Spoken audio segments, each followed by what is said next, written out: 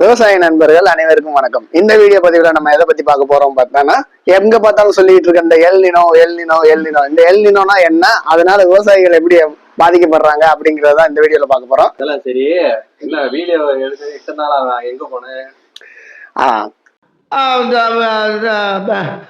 வந்து இப்ப நான் என்ன உங்கள்கிட்ட சொல்றது, வீடியோ இத்தனை நாள் வராதது காரணம் ஒரு சில பல வேலைகள் இருந்தனால தான் இத்தனை நாள் கண்டினியூஸா வீடியோ வராம இருந்துச்சு. இனிமேல் உங்களுக்கான வீடியோ வந்து டெய்லி வந்துடும். கிடைக்கலையா இல்ல வேலை கம்பெனி சீக்கிரத்தை வெளியே சொல்லாதடா. கண்டென்ட் எல்லாம் கிடைக்காம இல்ல, உண்மையிலே வேலை இருந்தனாலதான் வந்து இந்த வீடியோஸ் எல்லாம் போடாம இருந்தேன் நான் இத்தனை நாள். சத்தியமா சொல்லு. இனிமேல் உங்களுக்கு வந்து ரெகுலரா வந்து வீடியோஸ் வரும்.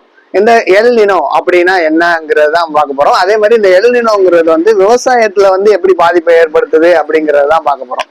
அதாவது இந்த எல்னினோ அப்படிங்கிறது இயற்கை கிளைமேட் சேஞ்சு சொல்றது, இந்த பருவ மாற்றம் அப்படிங்கிறதுல வர்றதுதான் இந்த எல்னினோ. இதுல ரெண்டு இது இருக்கு, எல்னினோ ஒண்ணு, லாலினோ ஒண்ணு. இது வந்து எல்னினோ அப்படின்னா நம்மளோட கடல் மட்டத்துல இருக்க கடலோட வெப்பநிலை வந்து அதிகமாகுது. சரி, இந்த கடல் நிலை வெப்பம் அதிகமாகிறதுனால வந்து விவசாயத்துக்கு என்ன பாதிப்பு அப்படிங்கறத நீங்க பாத்தீங்க அப்படின்னா, கடல் நிலை வெப்பம் அதிகமாகிறதுனால வந்து விவசாயத்துல வந்து வறட்சி வந்து அதிகமாகும். அதே மாதிரி வந்து மழை பெய்யறது வந்து ரெகுலரா பெய்யாம வந்து விட்டு விட்டு பெய்யறது, இல்ல ஒரே சமயத்துல நிறைய மழை வந்து உழுவுறது, இந்த மாதிரியான இயற்கை சீற்றங்கள்லாம் வந்து இந்த எல்னினோவால நடக்குது.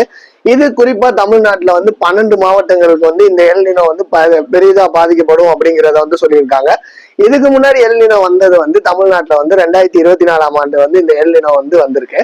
இதனால வந்துட்டு அப்பவும் நிறைய பாதிப்புகள் ஏற்பட்டுச்சு, இப்பயும் பாதிப்புகள் ஏற்பட வாய்ப்பு இருக்கு. இதுக்கு வந்துட்டு விவசாயிகள் வந்து என்னென்ன மாதிரியான நடவடிக்கை எடுத்தா வந்து அவங்களோட பயிர்களை காப்பாற்றலாம் அப்படிங்கிறத பாத்தீங்கன்னா, விவசாயிகள் வந்து நீண்ட கால பயிர்கள் போடாம குறுகிய கால பயிர்கள் போட்டா இந்த எல்னினோ பாதிப்புல இருந்து இது பண்ணலாம். அதே மாதிரி குறிப்பா இந்த மாதிரி எல்னினோ பாதிப்பு வர்றப்ப அப்போ ஆட்சியில இருக்க கவர்மெண்ட் வந்து ஒவ்வொரு வந்து நடவடிக்கைகளை வந்து கொண்டு வருவாங்க. அதுபடி இப்போ ஆட்சியில இருக்க தாவேகா தலைவர் தமிழக முதல்வர் ஜோசப் விஜய் அவர்கள் என்ன நடவடிக்கை இந்த எல்னினோ காண்டு கொண்டு வந்திருக்காரு அப்படிங்கறத பாத்தீங்கன்னா, 138.7 கோடி வந்து ஒதுக்கி குறுவை ஸ்கீம் அப்படிங்கிற ஒரு ஸ்கீம் வந்து கொண்டு வந்திருக்காரு. இது மூலயமா இந்த மாதிரி பாதிக்கப்பட்ட விவசாயிகளுக்கு வந்து ஒரு ஏக்கருக்கு வந்து 4000மும், அதிகபட்சமா ஒரு விவசாயிகள் வந்து 2 ஏக்கருக்கு வந்து விண்ணப்பிச்சுக்கலாம் அப்படிங்கறத வந்து சொல்லியிருக்காங்க. இந்த நடவடிக்கை வந்து இப்போ இந்த எல்னினோனால கொண்டு வரப்பட்ட ஒரு நடவடிக்கை தமிழக முதல்வர்னால.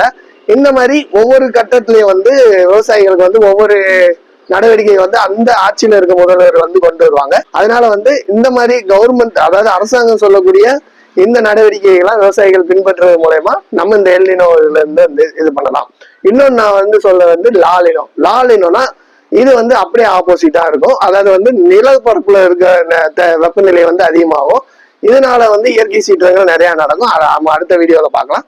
இந்த மாதிரி வீடியோக்களுக்கு நம்மளோட சேனல் சப்ஸ்கிரைப் பண்ணி வச்சுக்கோங்க. நன்றி, வணக்கம்.